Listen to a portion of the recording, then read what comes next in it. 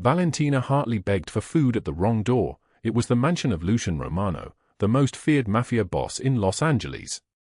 What began as a desperate plea for help became the collision that would dismantle everyone who ever silenced her. The August night pressed down like a wool blanket soaked in bathwater, the air thick enough to taste, distant thunder rolling across the Pacific like a promise of violence. The iron gate stood 12 feet high, black and ornate, the kind of gates that kept the world out. Valentina stood before them, rain-soaked, holding Noah wrapped against her chest. Her son was 7 years old but weighed almost nothing. He coughed into her shoulder, a wet, rattling sound that pulled from somewhere deep in his small lungs. His skin burned hot against her neck, a fever that refused to break. She pressed the intercom button. Her hand shook. The gold locket her mother left her, the only thing of value she owned, caught the security floodlights and threw back a small gleam of gold. "Please," she said. Not begging. Something stronger than begging. Something like prayer. "My son needs food. Anything. I'll work for it. I'll clean, I'll cook, I'll do whatever you need. Please." The intercom crackled. Static filled the night. For 15 seconds, nothing. Then a voice, male, flat, "State your business." "He's sick," Valentina said. "He hasn't eaten since yesterday morning. If you could just—" The gate began to move. Not because of what she said. Because something in her voice reminded the man behind the gate of something he thought he had buried 17 years ago. Lucian Romano emerged from the marble mansion like a man walking through water. Tall. Broad-shouldered. The kind of presence that made the night itself seem to step backward. His suit was black, tailored, probably worth more than everything Valentina had owned in the last 3 years combined.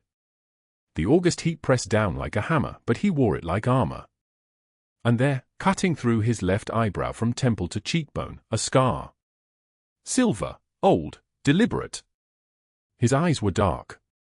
Not brown. Dark.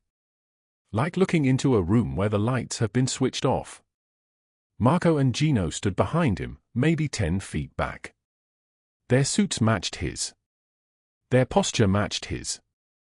Everything about them screamed protocol, hierarchy, loyalty. But when their boss stopped in front of the gates, when he looked at the soaked woman holding the sick child, the two men exchanged a glance. In 15 years of working for Lucian Romano, they had never seen him do what he was about to do. "Inside," he said. One word. His voice was deep and solid like an oath. Valentina did not move. Fear and hope crashed against each other in her chest like two waves meeting in dark water. This was a mafia boss. She knew his name from whispers, from the way people looked over their shoulders when they spoke it. She knew he was the kind of man who could make people disappear. Noah coughed again. Harder this time. His small body trembled. Lucian's jaw tightened. She saw it, the muscle working beneath his skin, the response automatic, almost involuntary. "Your son needs more than food. Come." She moved through the gates. The night air seemed to warm as she crossed the threshold, or maybe that was just the fever radiating off Noah's skin. The mansion rose before her, all marble and shadow, glass panels reflecting the lightning that split the sky somewhere over the ocean. A place built to intimidate. A place built by a man who had learned that the only way to survive was to become the thing people feared. Marco pulled the gates closed behind them. The sound echoed. Final. Like a door closing on her old life. "What is his name?" Lucian asked. Not looking at her. Looking at the child. "Noah. He's 7. Her voice came out small, like it was traveling through water to reach him. "When was he last seen by a doctor?" 3 weeks ago. They said he needs." She could not finish. The words caught in her throat like something sharp. "They said he needs heart surgery. Valve replacement. He was born with a condition. It's getting worse.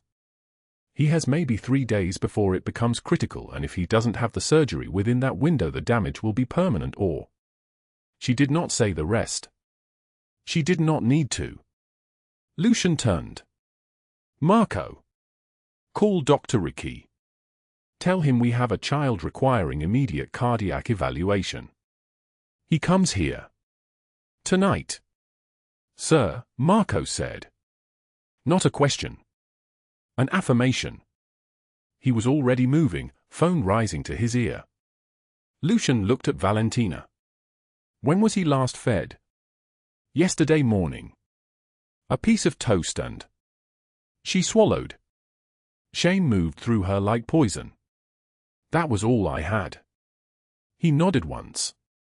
A small movement, but it contained something she did not understand. Gino, prepare the guest suite on the 2nd floor. And call the kitchen. Bring warm broth, bread, vegetables. Nothing heavy. And water. Bottles of water. He paused. And find something for him to wear that is clean and dry. Gino was already moving. These men did not hesitate. This was how they worked. Orders became action, became reality before questions had a chance to form. Lucian turned back to her. What is your name? Valentina. Valentina Hartley. I am Lucian. He did not offer his hand. You are safe here. Understand? No one enters this house without my permission. No one leaves. You and your son will stay until he is well. Completely well. The rain fell harder. The thunder moved closer.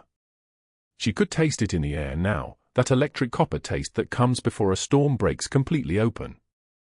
She looked at this man, at the scar that divided his face like a line between two different lives, and something in his expression told her he understood. Not her specific pain, but the weight of it. The way it pressed down, day after day, with no relief. Why would you help us? She whispered. He looked away. When he spoke, his voice had changed. Become softer. Like something deep inside him had cracked open and let out a sound he had been holding for a very long time. Because the people who did this believed you were nobody, and that belief needs to be corrected. The next morning, Valentina would stand in the kitchen of a mansion that cost more than $3 million, watching her son drink warm broth from a ceramic bowl, his color already returning. She would not yet understand what kind of man had opened those iron gates. She would not yet know that opening them for her was the first step toward opening a door that would change both their lives forever. But in that moment, standing in the marble entrance hall with the rain drumming against the tall windows and thunder shaking the glass, she felt something she had not felt in years. Something like being seen. Something like being saved. She held Noah closer. The gold locket caught the light one more time, and for the first time in a long time, it did not reflect desperation. It reflected hope. Now, let us go back to the beginning. Back to earlier that evening. Back to the double shift that started at 4 in the afternoon and did not end until 3:22 in the morning. The clock on the wall of Lombardi's kitchen read 3:22 in the morning. The restaurant had closed 2 hours ago. The dining room sat empty now, chairs stacked on tables, the marble floor reflecting fluorescent light that made everything look cold and surgical. Valentina Hartley stood alone at the stainless steel counter in the back office, her apron stained with wine and pasta sauce, her orthopedic shoes cracked at the seams from 12-hour shifts that had begun to blur into one another. Spread before her on the metal counter were $34 in crumpled bills and coins. $34. This was what the evening had yielded. This was everything between her son and hunger. She sorted the bills into the worn envelope she kept in her apron pocket, her fingers trembling slightly from exhaustion. 16 hours. She had worked 16 hours today. A double shift that began at 4 in the afternoon and did not end until this moment, standing in an empty kitchen with nothing but fluorescent lights and the hum of industrial refrigerators. Her feet throbbed. There were blisters on her heels. Her lower back ached in a way that suggested something inside her had bent and might never straighten again. The office door opened without warning. Robert Hargrove stepped through. He was a man in his mid-40s, with slicked-back dark hair that shone with some kind of gel, and a gold watch that caught the light every time he moved his wrist. He wore a tailored black suit that fit him perfectly, the kind of suit that suggested he had money, or at least wanted people to believe he did. His smile, when it came, did not reach his eyes. "Rough night, Valentina." His voice had that specific texture of false concern, the kind that made her stomach tighten immediately. She nodded, not meeting his gaze. "It was busy," she said quietly. He walked toward her slowly, each step deliberate. He picked up the envelope of cash from the counter, turning it over in his hands like he was testing its weight. She watched his fingers. Long, manicured nails. A wedding ring on his left hand, though she had never seen his wife come to the restaurant.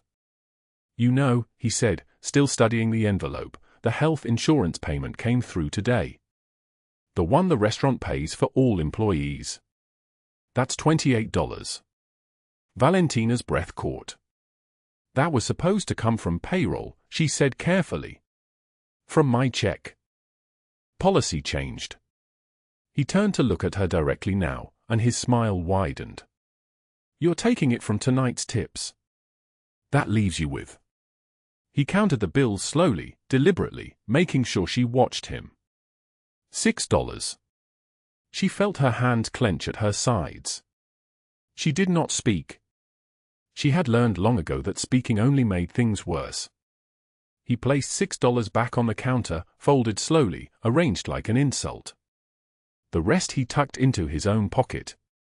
"You can quit if you don't like it," he said, and there was something in his tone that made clear this was not actually an option. Quitting meant losing her job. Losing her job meant losing the apartment. Losing the apartment meant losing everything. "I'll see you tomorrow night," he said, and he turned and left the office without waiting for a response. Valentina stood very still. The fluorescent light hummed above her head. Outside, through the small high window near the ceiling, she could see the Los Angeles night, dark and heavy and indifferent to her circumstances. She picked up the $6 from the counter and placed it in her pocket alongside the guilt and the shame and the knowledge that tomorrow she would return and do this again. But what had happened earlier that evening, what had truly broken something inside her, that came during the dinner service, around 8 o'clock. Cordelia Blackwood had arrived with 4 of her friends. They were the kind of women who wore designer dresses that cost more than Valentina's monthly rent and diamonds that caught light like small weapons. Cordelia herself was blonde, with a kind of polished appearance that suggested her entire life was spent on her appearance. She sat at table 12, near the front window, and Valentina knew immediately that this would be a difficult table. When Valentina arrived with water glasses, one of Cordelia's friends laughed loudly at something on her phone.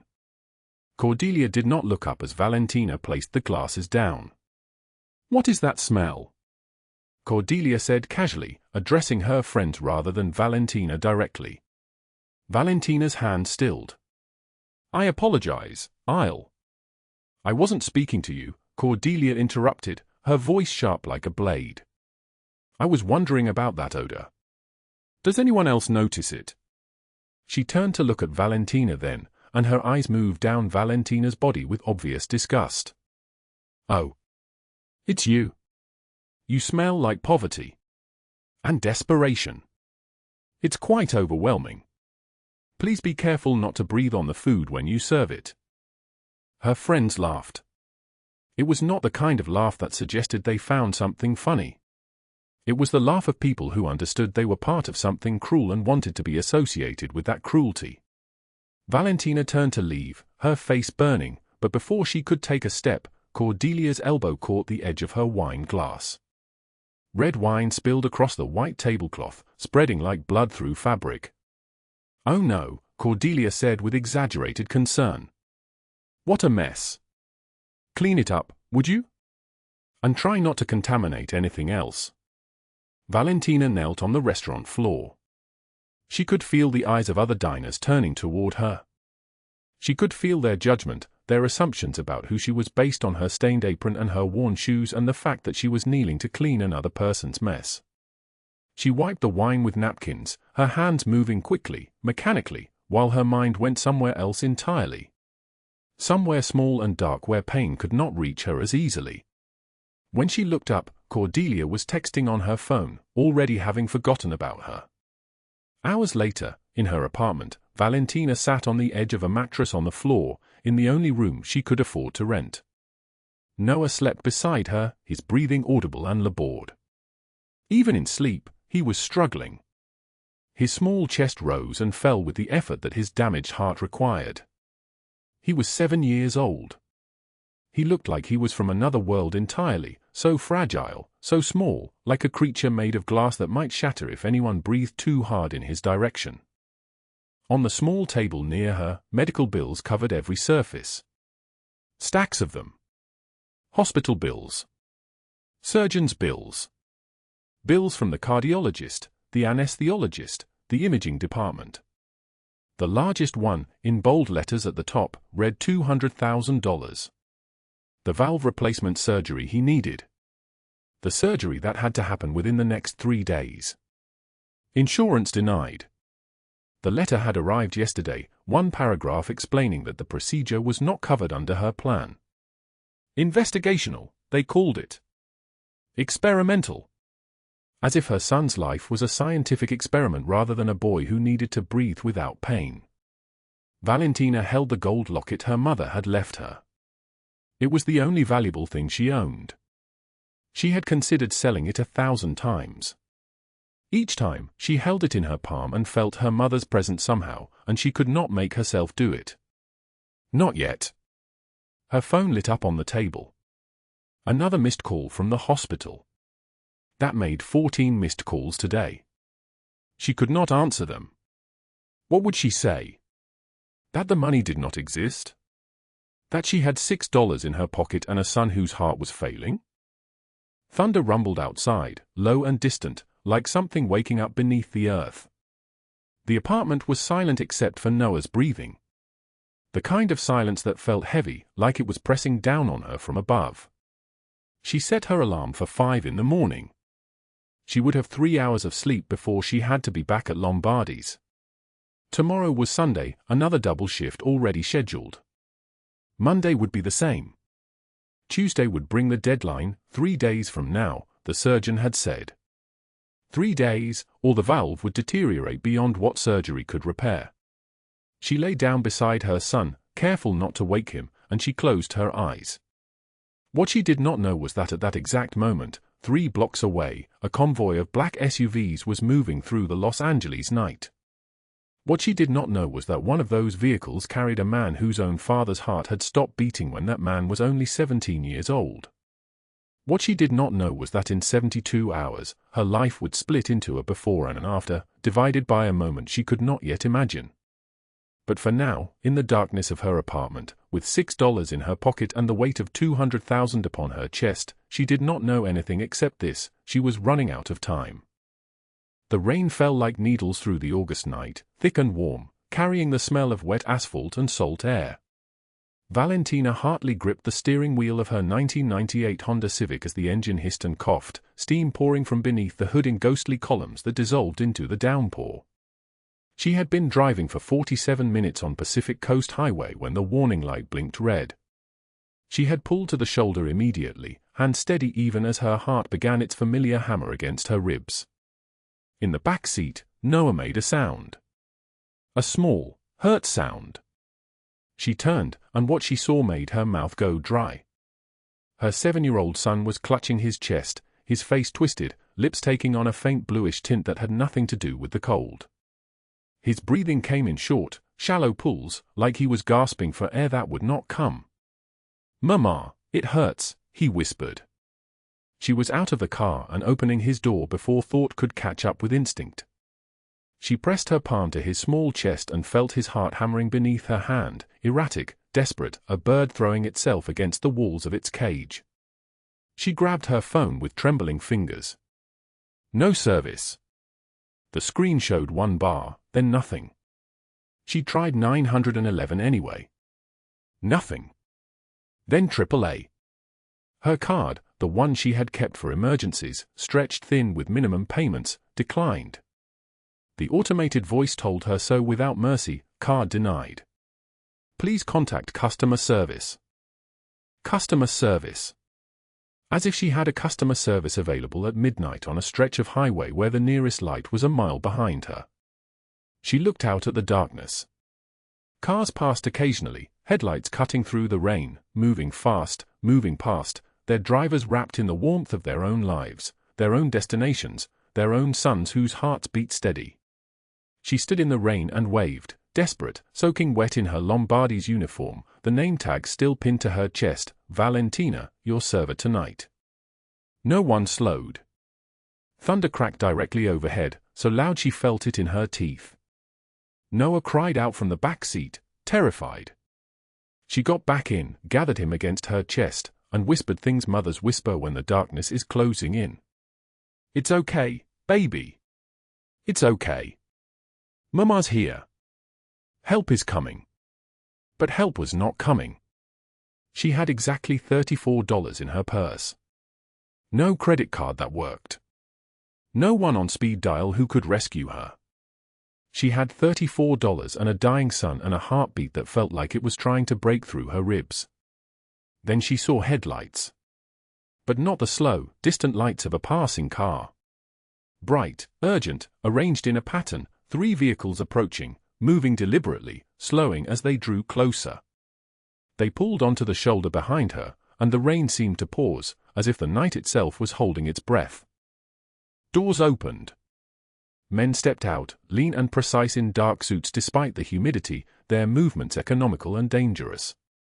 The first two are Marco, with a scar running from his left eye to his jaw, and Gino, whose hands hung loose near his waist, scanned the area with a practiced assessment of people who had learned to read threat in every shadow. Their eyes passed over Valentina, catalogued her as non-threat, then returned to the highway. Then the third door opened. Lucian Romano emerged into the rain, and the world seemed to recalibrate. He was 6'2", with shoulders built for carrying weight, dressed in a suit that had never known wrinkles despite the humidity and rain. His hair was dark, swept back, and his face was a study in angles and bone structure that suggested ancestry, old money, and older power. But it was his eyes that stopped her breath. They were the color of deep water just before it became unnavigable, and they held the weight of every difficult decision a man like him had ever made. He looked at her soaking wet figure, then at Noah's small face pressed against the rear window, and something in his expression shifted. Just barely. A tightening at the corner of his mouth. A recognition. "Marco, get the boy," he said, his voice solid like an oath, each word placed with precision. "Gino, call Dr. Castellano. Tell him we need a pediatric cardiac assessment in 20 minutes. Valentina backed away. "No, please, we're fine, I just need." "Your son is not fine." Lucian moved forward, and there was no threat in his movement, only certainty. "You have maybe 2 hours before his heart gives out. Get in the car." She wanted to refuse. Pride and fear warred in her chest. But Noah made that sound again, that small, hurt sound, and pride dissolved like salt in water. She grabbed his hand and followed Marco to the middle SUV. Lucian sat beside her, and the convoy moved, headlights cutting through the rain toward a destination she did not know. Inside the vehicle, Lucian removed his suit jacket and draped it around Noah, who was shaking. "What is your name?" he asked, his voice gentle in a way that seemed at odds with everything about him. "Noah," the boy whispered. "Strong name." "You are going to be fine, Noah." Valentina watched this feared man gentle his voice for a dying child, and something inside her cracked. She asked the question that had been burning since he had stopped, "Why are you helping us?" Lucian looked out at the rain hammering against the window. For a long moment, he did not answer. When he finally spoke, his voice was barely audible. "Because no one stopped for me either." The mansion revealed itself through the downpour like something from another world, iron gates, stone walls, windows glowing gold against the night. They arrived at the entrance and were rushed inside to a guest bedroom with silk sheets and crown molding, where a man with kind eyes and a medical bag was already waiting. Dr. Castellano examined Noah while Valentina stood rigid in her stained Lombardi's uniform, wringing her hands, standing out against the luxurious surroundings like a smudge on white marble. When the doctor stepped back, his face was grave. Congenital heart defect. The valve is failing. He needs immediate valve replacement surgery. Cost is approximately $200,000, possibly more with complications and recovery protocols. The room tilted. Valentina's knees buckled. She caught herself on the doorframe, and the number seemed to mock her. $200,000. She had $34. The gap between those two figures was the distance between her life and actual survival, and it was uncrossable. Lucian appeared in the doorway. He had heard everything. "Schedule the surgery," he said to Dr. Castellano. "I will handle it." Valentina turned to him, her eyes wide and red. "I can't. I could never repay this. No one could ever. I am not asking you to." He gestured to the sitting room. She followed him there, to a space filled with leather and warmth and everything she would never own. He poured water from a crystal decanter and handed it to her. "Drink." She did, her hand shaking so badly the glass rattled against her teeth. Lucian settled into a chair across from her, and when he began to speak, his voice carried the weight of something buried for a long time. 17 years ago, I was 17. My father owned a small restaurant in this city. Honest work, modest place, the kind of business a man could take pride in. Lucian paused, his eyes distant. A rival family wanted the location. They came at night. I was in the back office doing homework. I heard shouting. Then gunshots. His jaw tightened. I hid. I watched through a crack in the door as my father bled out on the floor he mopped every morning. The men left. I ran into the street screaming for help. Valentina's eyes filled with tears. Cars passed. People crossed the street to avoid me. I held my father as he died. No one stopped. Lucian's voice remained steady, but his hands were fists on his knees. Then a nurse, coming off her shift, finally stopped. She had maybe $40 in her purse. She called an ambulance, stayed with me at the hospital for 3 days even though she did not know me. She paid for the burial. Her name was Maria. What happened to her? Valentina asked. Cancer. 5 years ago. I paid for everything, but it was too late. Lucian's eyes returned to the present.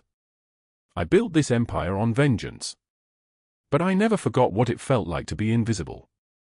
Valentina reached for her mother's locket, the worn gold hanging at her throat. She had owned this for 19 years, had touched it through every crisis, every humiliation, every moment when the world pressed down. Lucian saw the gesture and recognition deepened in his expression. The next morning, her phone rang. Robert Hargrove's voice came through sharp and venomous. Where the hell are you? You missed your shift. You're fired. And you owe the restaurant $200 for the uniform and apron. I'm garnishing your last check. She tried to explain. He talked over her, his voice dripping with cruelty. You think you can just disappear? I know where you live. I'll have you evicted by Friday. He hung up. Lucian had heard every word from across the breakfast table. His expression did not change, but Marco and Gino exchanged a look that meant something had shifted in the architecture of the morning. That afternoon, Lucian took Valentina and Noah to Lombardi's, to his regular private booth in the back. Candlelight caught her gold locket as they Saturday. He ordered soup for Noah, soft foods for his recovering heart. The staff moved with nervous efficiency, recognizing Lucian, understanding the rules. Then Cordelia Blackwood entered with her entourage, loud and laughing. She had been born into money and had learned cruelty early. When she saw Valentina, her face twisted. Valentina? You have some nerve showing your face here. Cordelia approached the table, ignoring Lucian initially. Robert told everyone you stole from the register. $500. The police are looking for you. Valentina stood, shaking her head. That's a lie. I would never. You're trash, Cordelia cut her off. You always were. And now you're a thief. Security. Lucian stood. 6'2" of controlled fury. Cordelia finally looked at him, and recognition dawned. This was Lucian Romano. Her smile faltered.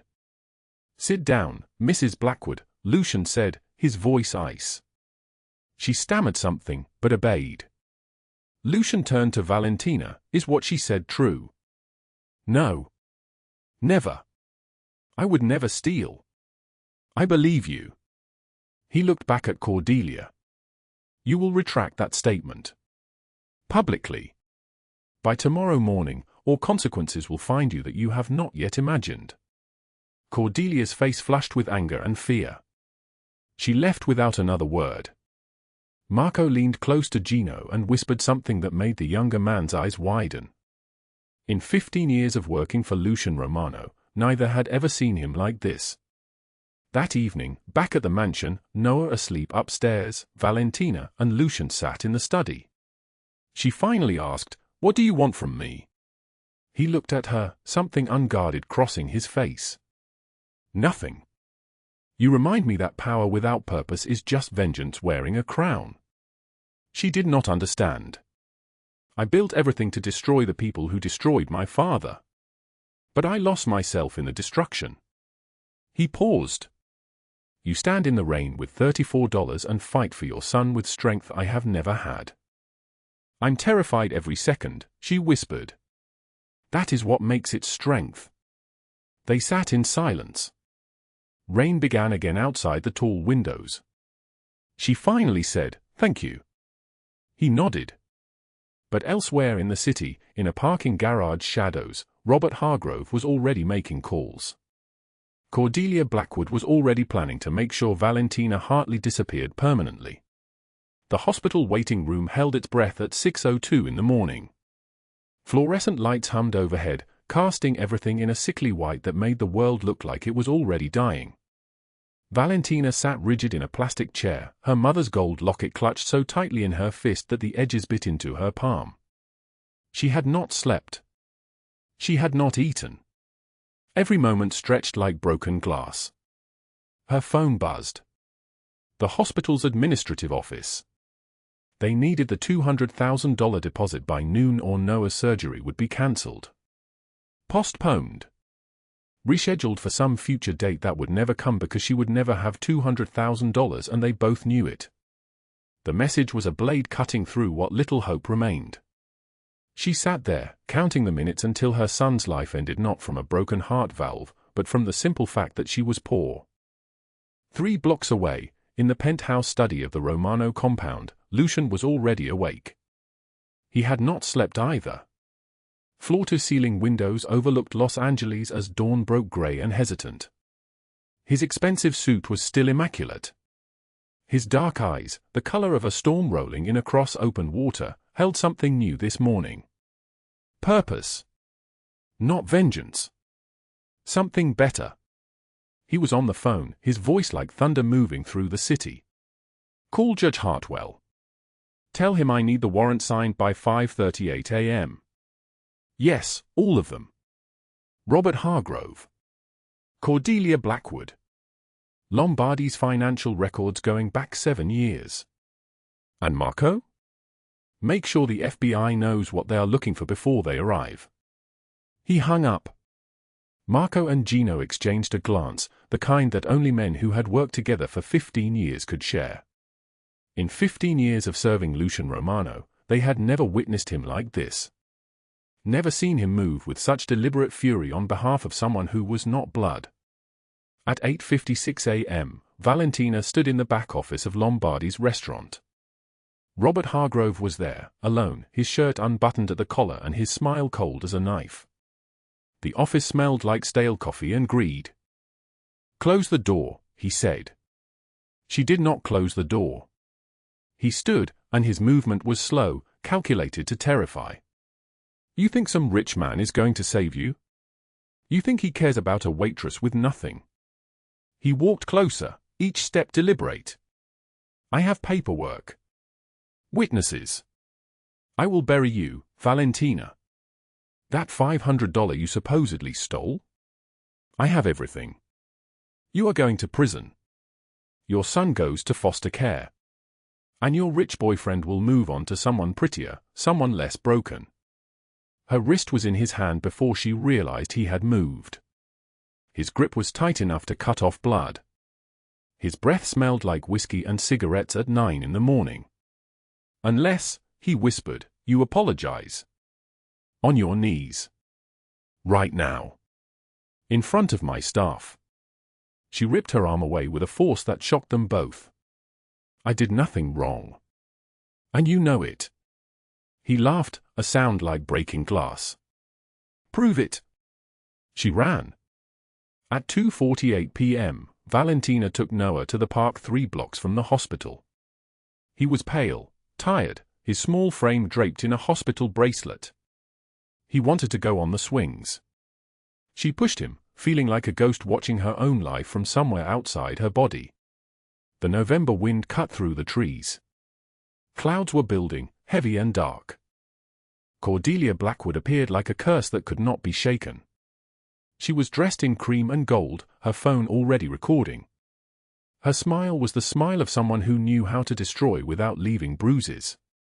Everyone needs to see this, Cordelia said, loud enough for parents nearby to turn and watch.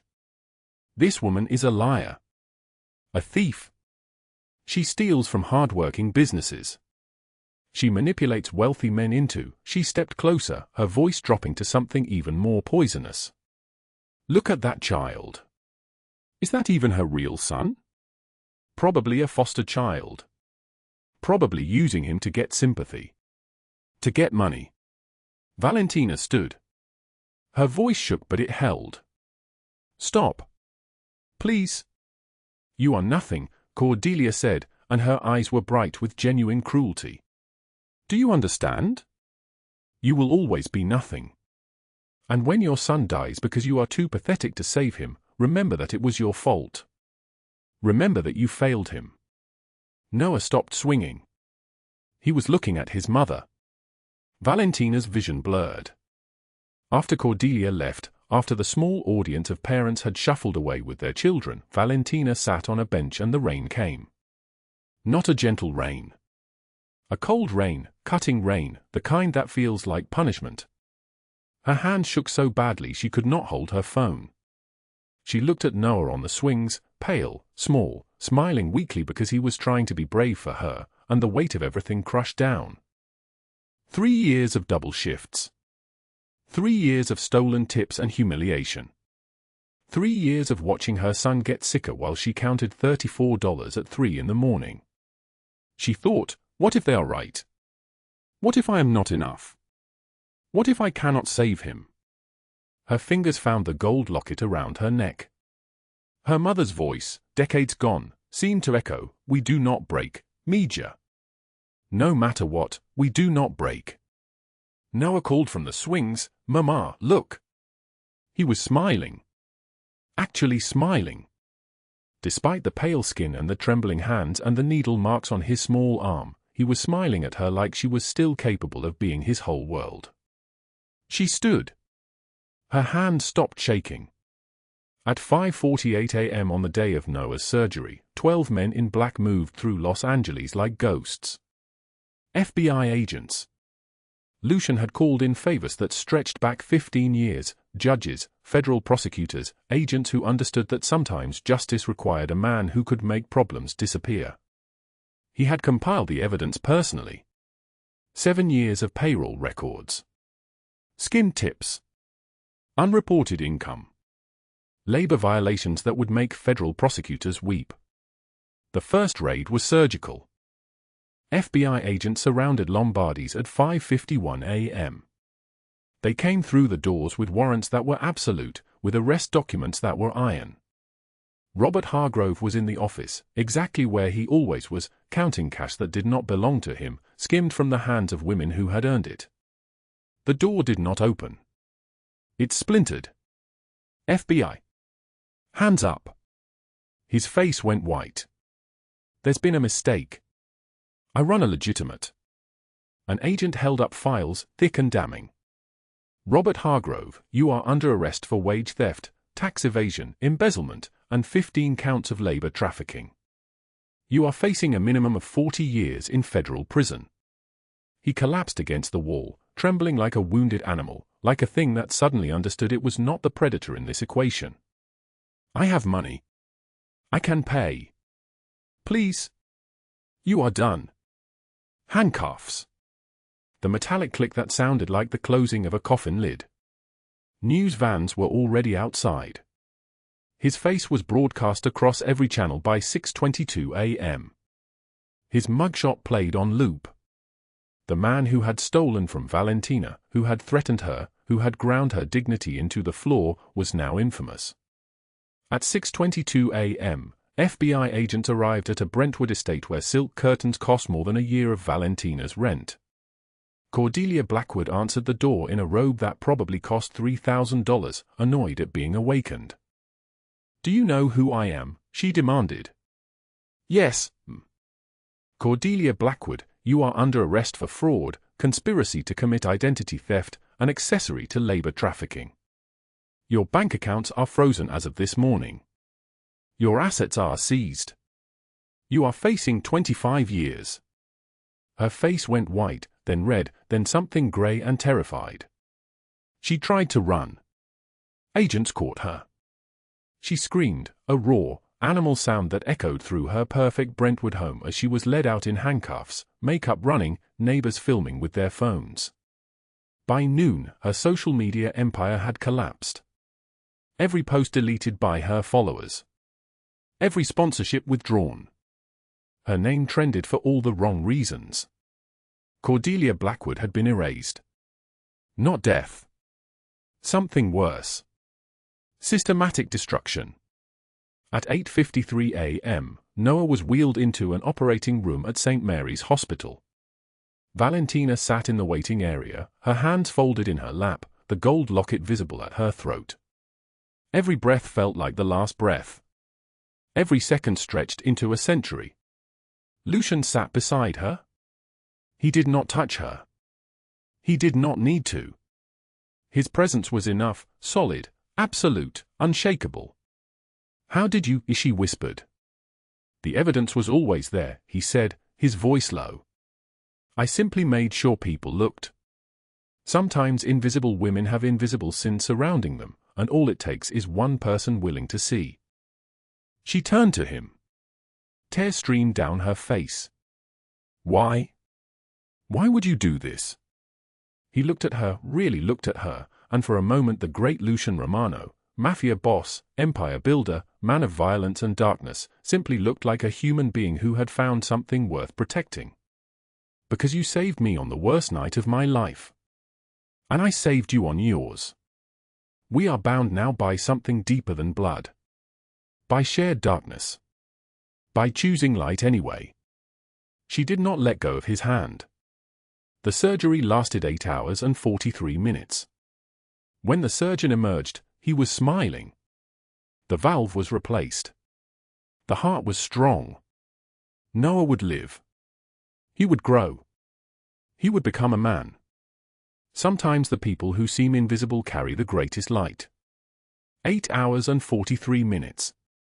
That was how long the surgeon's hands moved inside Noah's tiny chest, replacing the valve that should have been beating strong from the moment he was born. Valentina sat in the waiting room of St. Mary's Hospital, her fingers twisted together so tightly her knuckles had turned white. The clock on the wall ticked forward. Tick. Tick. Tick. Each second felt like a knife wound. Lucian sat beside her, close enough that she could feel the warmth radiating from his body, far enough that he was not touching her. He had not left. Not once. Not even to take a phone call from Marco, who had texted 17 times about the growing operation in 3 different states. Lucian had silenced his phone. His empire could wait. His men could wait. This could not. At 4:17 in the afternoon, Dr. Castellano emerged through the double doors. His surgical mask hung around his neck. His eyes were clear. "He is stable," the doctor said, his voice steady and sure. "The valve replacement went perfectly. His heart is strong. He will need recovery time, but he will live a full life. A long life. A normal life." Valentina's entire body went limp. The sound that came from her throat was not quite a scream and not quite a laugh, something ancient and primal, a sound that had been locked inside her chest for 372 hours. She collapsed forward, and Lucian caught her, pulling her against him, his hand cradling the back of her head as her entire frame shook with sobs that came from a place beyond tears. "He is alive," she whispered into his chest. "He is alive. He is alive." "Yes," Lucian said, his voice like thunder rolling through a summer storm. "He is alive." 3 days later, Noah lay in a private hospital suite on the 7th floor. The room was filled with afternoon light. His small body was hooked to 3 monitors, but the beeping was steady and strong, the sound of a heart that had been given a second chance. His eyes fluttered open at 2:34 in the afternoon. The first thing he saw was his mother. "Mama," he whispered, his voice thin and papery. "I am here, baby," Valentina said, gripping his small hand. "I am right here." She had not left his side since he came out of surgery. She had not slept. She had barely eaten. She existed only in the space of watching his chest rise and fall, the rhythm of survival. Lucian entered the room at 3:19 p.m. with Marco trailing behind him. The Mafia boss wore a charcoal suit and a white shirt unbuttoned at the collar. A thin silver chain caught the light at his throat. In his hand, he carried a folder. His eyes found Valentina first, then moved to the small boy in the hospital bed. "Noah," Lucian said, his voice deliberately soft. "You are awake." "Hi, Luca," Noah said, managing a weak smile. "Did you bring the cookies?" Lucian had brought cookies yesterday. 3 different flavors. The boy had tasted one and then fallen back asleep, and Valentina had watched this man, this dangerous man, sit at the foot of a hospital bed and eat the cookies so Noah would not feel bad. "I brought them," Lucian said. He turned to Valentina. "Can I speak with you in the hallway?" She hesitated only for a moment before leaning down to kiss Noah's forehead. The monitors beeped their reassuring song as she followed Lucian into the corridor. Marco stayed behind, already pulling a chair closer to the boy's bed, already asking Noah questions about dinosaurs. In the hallway, under fluorescent lights that hummed like a chorus of insects, Lucian opened the folder. Inside were papers. Documents. Legal language that blurred together at first. Then one word caught her eye. Ownership. And beneath that, another. Deed. "I bought it yesterday," Lucian said. His voice was matter-of-fact, as if he were discussing the weather. "Lombardi's. The restaurant where you worked. Where Robert Hargrove stole from you. Where Cordelia Blackwood humiliated you." Valentina's hands trembled. She could not make her fingers work correctly. The folder nearly slipped from her grip. "Your name is on it," Lucian continued. "Every brick. Every table. Every wine glass. Every dollar of profit that comes from that kitchen. It is yours." "I can't," Valentina whispered. "This is too much.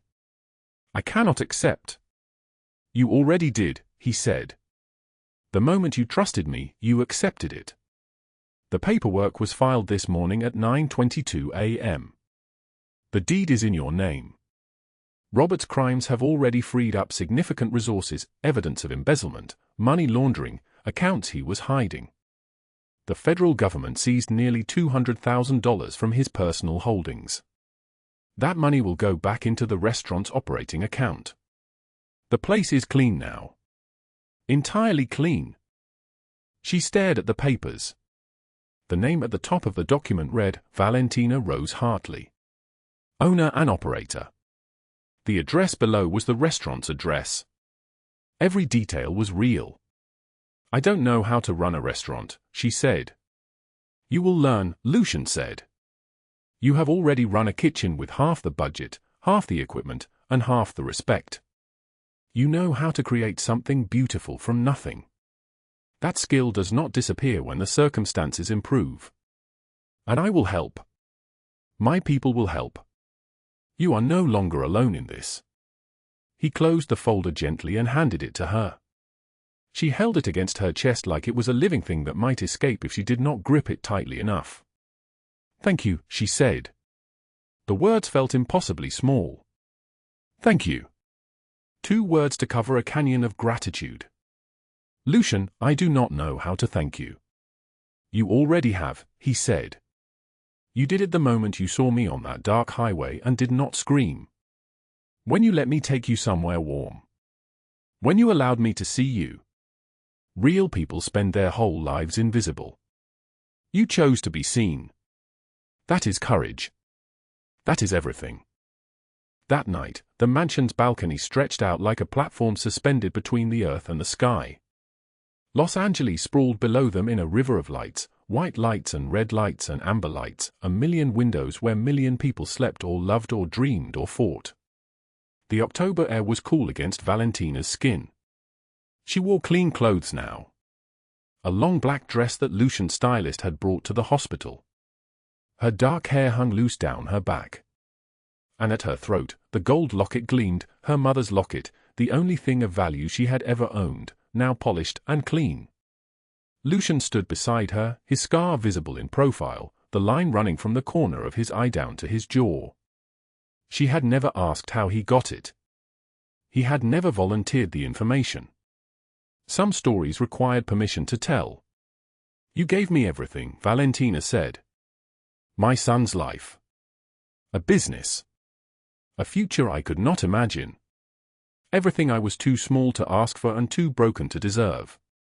Lucian was quiet for a long moment. The city breathed below them like a living thing. You gave me purpose, he said finally. His voice was barely above a whisper. For 17 years, I have built an empire on vengeance. Every decision I made as a man trying to resurrect the dead. You reminded me what I was supposed to protect. Not the past. Not ghosts. The living. The vulnerable. The people who need saving. She stepped closer. Close enough to see the rise and fall of his breathing.